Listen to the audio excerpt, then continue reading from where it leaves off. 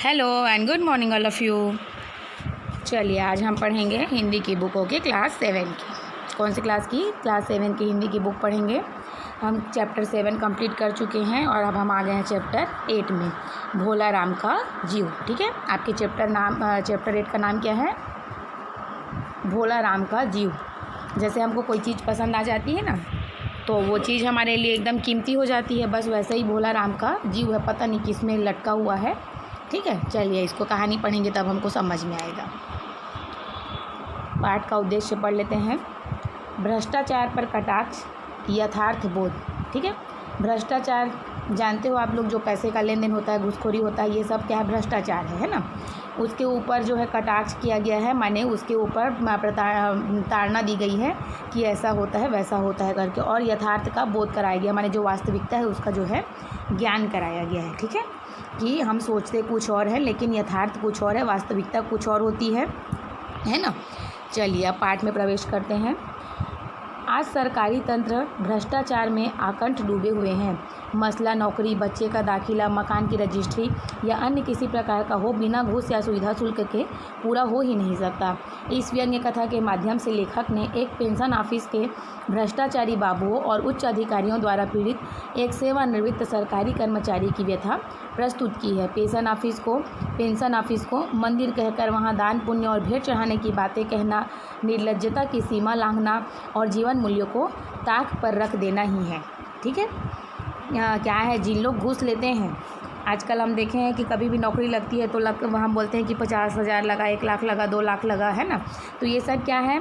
वैसा कुछ लगता नहीं है, लेकिन जो है भ्रष्टाचार के तहत जो है क्या है, सब लोग लिप्त हैं भ्रष्टाचार में। इसके लिए जब भी नौकरी लगानी होती है तो लोग पैसा मांगते हैं। जब बच्चों का दाखिला कराना होता है तो बड़े स्कूलों में भी मांगा जाता है ना, फ़ीस की इतना लगेगा, आपको डोनेशन देना होगा।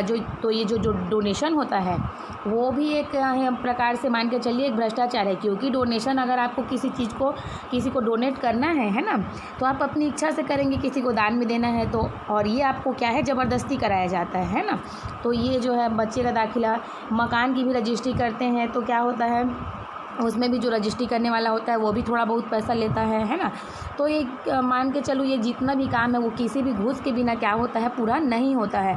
हर कोई कहीं ना कहीं पैसा लेता ही है ना। और जो पैसे लेन देन का जो ये क्रिया होता है, जो मान के चलिए अगर हम गवर्नमेंट जॉब में हैं और हमको गवर्नमेंट पैसा देती है उस चीज़ का, लेकिन हम किसी और से भी उस चीज़ का पैसा लेते हैं कि 10 रुपये और लगेगा, 50 और लगेगा, 100 और लगेगा, तो ये क्या है? एक तरह से भ्रष्टाचार ही है। ओके, तो इस व्यंग्य कथा के माध्यम से एक पेंशन ऑफिस का जो है, वहाँ के बाबू जो है कि पेंशन बनाते हैं, है ना। सब सुने होंगे आप लोग, पेंशन कैसे मिलता है आपके यहाँ। जैसे कोई नौकरी में रहता है और किसी की डेथ हो जाती है ना, तो क्या होता है, उनकी वाइफ को जो है पेंशन मिलता है ना।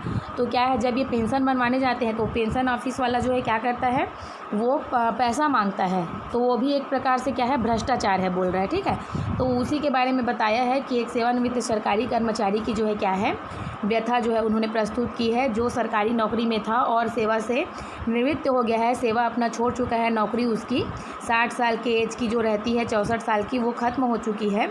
अब उनको पेंशन रहना है, ठीक है, पेंशन लेना है। तो अब वो पेंशन के लिए जितनी भाग दौड़ करेगा, है ना, उस तरीके का बताया गया है कि वो कितना, क्या बोलते हैं, पेंशन ऑफिस को मंदिर बोल रहा है वो बाबू, और दान वान चढ़ाना चाहिए, पुण्य करना चाहिए, भेंट चढ़ाने की बात करके वो क्या बोलते हैं, अपना पूरा निर्लज्जता, अपनी जो भी लोक लाज है उसको वो छोड़ चुका है, पूरा निर्लज्ज हो चुका है ना।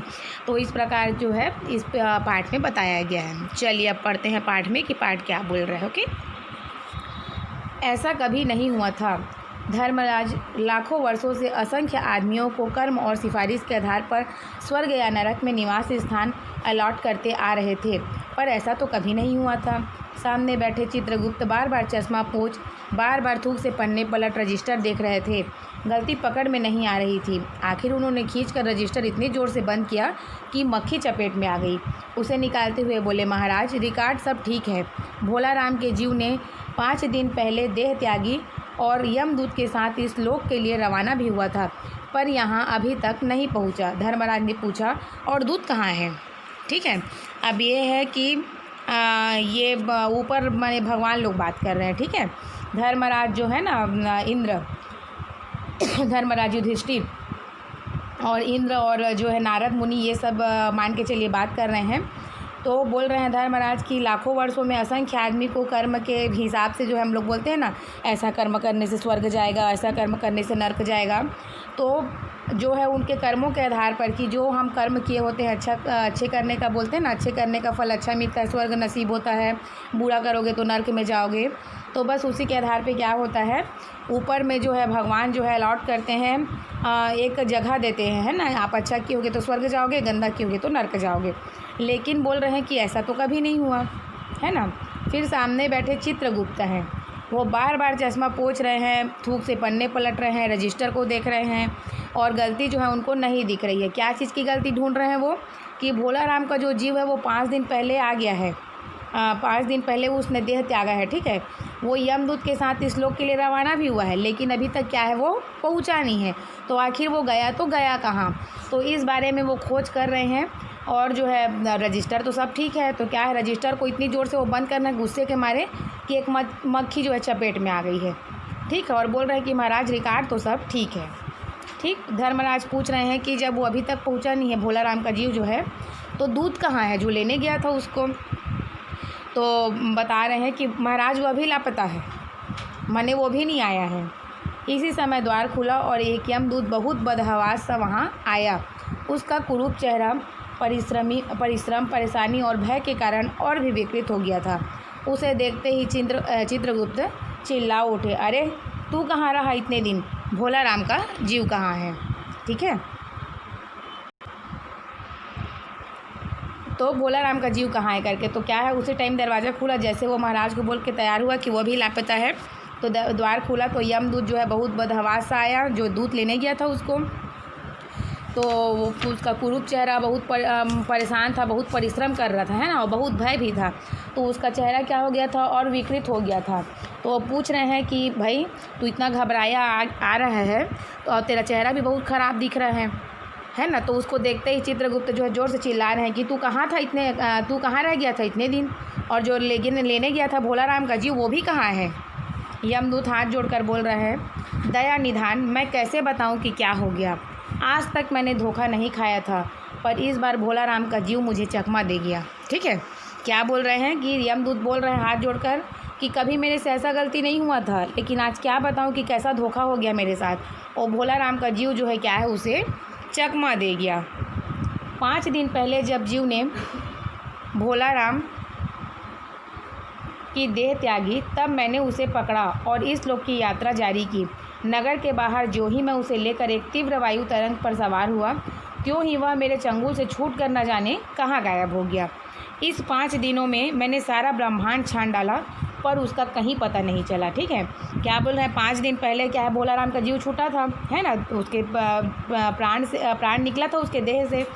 अब उसको तो क्या है, यमदूत पकड़ लिया था, लेकिन जैसे इस लोक की यात्रा वो शुरू करने निकला, जैसे ही नगर के बाहर, तो एक तीव्र वायु का तरंग आया, पता है, उसमें वो सवार हुआ, और जैसे ही वो तीव्र वायु आई, पता नहीं वो कैसे उसके चंगुल से छूट गया और कहाँ गायब हो गया।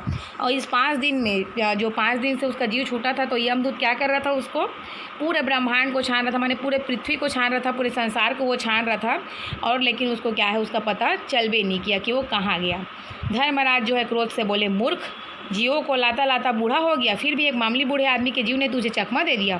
धर्मराज जो है क्रोध से भर गए और बोल रहे हैं कि इतने दिनों से तू ला रहा है, सब जीव को लाते लाते तू बूढ़ा हो गया है, लेकिन फिर तुझे एक बूढ़ा आदमी जो था उसका तू जीव नहीं ला सका, वो तुझे चकमा दे गया।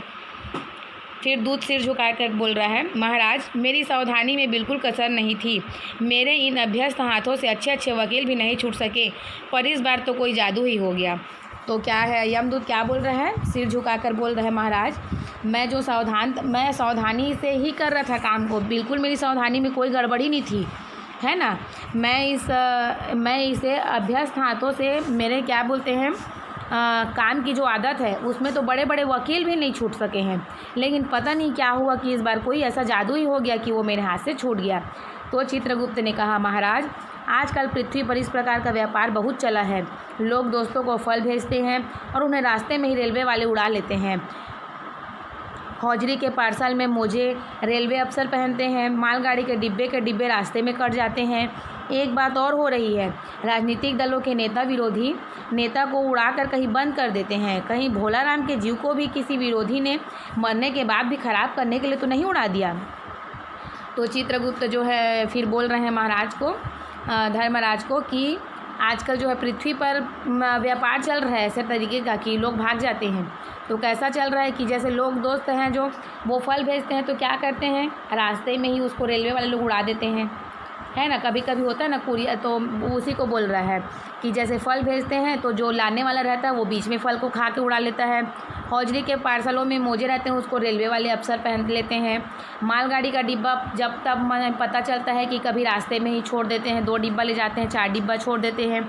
और बता रहे हैं कि एक बात और हो रही है कि राजनीतिक दल के जो नेता हैं वो विरोधी नेता को उड़ाकर कहीं बंद कर लेते हैं। जो अपहरण होता है ना चुनाव टाइम में कि वो कहाँ गायब हो गया, हम लोग जैसे सावधान इंडिया देखते हो आप लोग, तो उसमें दिखाता है ना कि ऐसा हो गया, तो उड़ा के ले जाते हैं। तो बस वही बोल रहा है कि आजकल तो राजनीति दल के नेता जो है विरोधी नेता को भी उठा लेते हैं ताकि वो दिखे मत, तो उसको वोट नहीं मिले, तो हमारा राजनीति चले ऐसा करके। तो ये सब चल रहा है। तो कहीं भोलाराम के जीव को भी किसी विरोधी ने मरने के बाद भी ख़राब करने के लिए तो उड़ा नहीं दिया, ऐसा जो है वो बोल रहे हैं। धर्मराज ने व्यंग से चित्रगुप्त की ओर देखते हुए कहा, तुम्हारी भी रिटायर होने की उम्र हो गई है, भला भोलाराम जैसे नगण्य दीन आदमी से किसी को क्या लेना देना। उसी समय कहीं से घूमते फिरते नारद मुनि वहाँ आ गए। धर्मराज को गुमसुम बैठे देख बोले, क्यों धर्मराज, कैसे चिंतित बैठे हो? क्या नरक में निवास स्थान की समस्या अभी हल नहीं हुई? धर्मराज जो है व्यंग से चित्रगुप्त की ओर देख रहे हैं क्रोध से और बोल रहे हैं कि तुम्हारी भी अब रिटायरमेंट की, माने तुम्हारा भी अब जाने का दिन आ गया है, हो गई है तुम्हारी भी उम्र। भोलाराम जैसा जो नगण्य दीनहीन आदमी है जिसके पास कुछ है ही नहीं है, तो किसी आदमी को उससे क्या लेना देना है। तो फिर उसी समय घूमते फिरते वहाँ पे कौन आ जाता है, नारद मुनि आ जाते हैं। अब वो धर्मराज को गुमसुम बैठे देख के बोलते हैं कि धर्मराज क्या हो गया, कैसे चिंतित हो आप? नरक में निवास स्थान की समस्या क्या है, अभी तक हल नहीं हो पा रही है क्या? तो आप चिंतित बैठे हो, है ना। फिर धर्मराज ने कहा, वह समस्या तो कभी ही हल हो गई मुनिवर। नरक में पिछले सालों में बड़े बड़े गुड़ी कारीगर आ गए हैं, कई इमारतों के ठेकेदार हैं जिन्होंने पूरे पैसे लेकर रद्दी इमारतें बनाई। बड़े बड़े इंजीनियर भी आ गए हैं जिन्होंने ठेकेदार से मिलकर भारत की पंचवर्षीय योजनाओं का पैसा खाया। ओवरसीयर हैं जिन्होंने उन मज़दूरों की हाजिरी भरकर पैसा हड़पा जो कभी काम पर गए ही नहीं। उन्होंने बहुत जल्दी नरक में कई इमारतें बना दी है। वह समस्या तो हल हो गई भोलाराम नाम के एक आदमी की। चलो इसको बाद में पढ़ते हैं। तो धर्मराज क्या बोल रहे हैं कि वो समस्या तो कब की हल हो गई है, कैसे हल हो गई है? जो जितने लोग थे ना, जैसे गुड़ी कारीगर आ गए हैं बोल रहे हैं, जो यहाँ पे दलाली करते थे, इमारत के जो ठेकेदार थे, जो पूरा पैसा तो पूरा लेते हैं कि इतने का सीमेंट लगेगा, इतने का छड़ लगेगा, इतना का ये लगेगा करके, लेकिन क्या करते हैं, इमारतें जो है वो क्या करते हैं, रद्दी बनाते हैं, है ना। मंगाएंगे अम्बुजा का सीमेंट, लेकिन क्या बोलते हैं, जब उसको बनाएंगे तो उसमें बिल्कुल भी नहीं रहता है जान। इमारत में 1-2 साल 3 साल 4 साल होता है, उसके बाद पपड़ी निकलना शुरू हो जाता है ना, दीवार झड़ने शुरू हो जाते हैं, सीमेंट झड़ना शुरू हो जाता है। तो उसी को बता रहा है। बड़े बड़े इंजीनियर भी आ गए हैं जिन्होंने ठेकेदार से मिलकर भारत की पंचवर्षीय योजनाओं का जो है पैसा खाया है, ठीक है। ठेके में जैसे बनाते हैं कि हाँ आपका 2 लाख 2.5 लाख लगेगा, लेकिन घर बना के कितने का देते हैं, मुश्किल से 1 लाख 1.5 लाख 1.25 लाख का, है ना। तो इस तरीके से क्या करते हैं, वो योजनाओं का जो पैसा खा देते हैं, वो लोग भी आ गए हैं बोल रहे हैं नरक में। ओवरसीयर है जिन्होंने उन मज़दूरों की हाजिरी भरकर, ओवरसीयर किसको बोलते हैं, जो हाजिरी लेता है ना। तो वो हाजिरी कैसा लेता है, आदमी नहीं भी आया है तो भी वो उसका प्रेजेंट डाल देता है। जैसे आप स्कूल आते हो, है ना, तो आपका प्रेजेंट डलाता है, नहीं आते हो तो आपका एब्सेंट डला जाता है। तो उसी तरीके से ये है कि जो नहीं आ रहा था उसका भी प्रेजेंट डाल देता है। ऐसा क्यों करता है वो, क्योंकि उसको पैसा मिलता है।